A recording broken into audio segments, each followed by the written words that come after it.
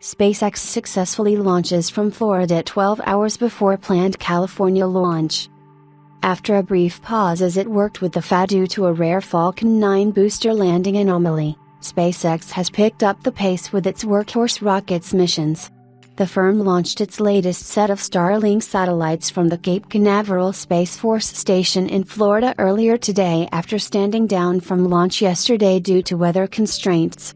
The launch marks SpaceX's 86th mission for the year, and it came roughly 12 hours before a mission for the National Reconnaissance Office, NRO.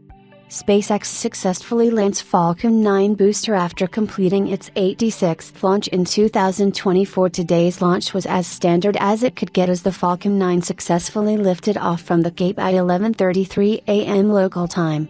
SpaceX had decided to stand down from yesterday's attempt because of unfavorable recovery conditions, and 55 seconds after launch, the rocket had reached supersonic speeds. Soon afterward, the rocket reached max Q, which is the maximum stress that a vehicle experiences as it tries to escape from the Earth's atmosphere. The Falcon 9 that launched the latest batch of Starlink satellites was another veteran booster in SpaceX's fleet.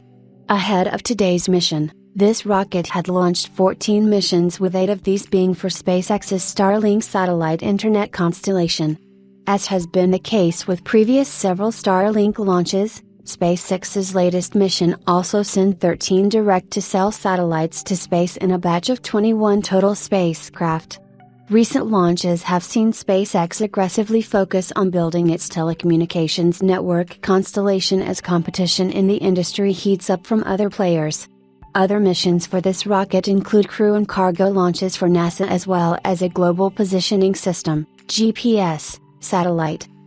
After maximum dynamic pressure, the Falcon 9 booster's Merlin engines successfully shut down before the first and second stages separated successfully. After 6 minutes following stage separation, the first stage underwent its re-entry and landing burns before successfully landing on SpaceX's drone ship. The landing marked SpaceX's 344th overall landing of a Falcon 9 booster, as well as the 15th landing for this particular rocket. In terms of successful consecutive landings, after last month's failure, today's landing was the third successful landing of a Falcon 9 rocket booster.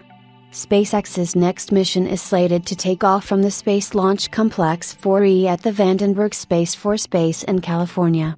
Marking the firm's 87th mission for 2024, this mission will launch the NRO 113 mission for the National Reconnaissance Office. SpaceX has recently started to launch Starshield satellites for the NRO, and the booster flying this mission will mark its 20th flight.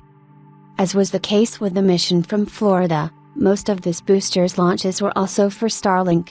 SpaceX is also gearing up to launch the Polaris Dawn mission this month, as well as a crucial crewed mission for NASA to bring back Boeing's Starliner astronauts to Earth next year.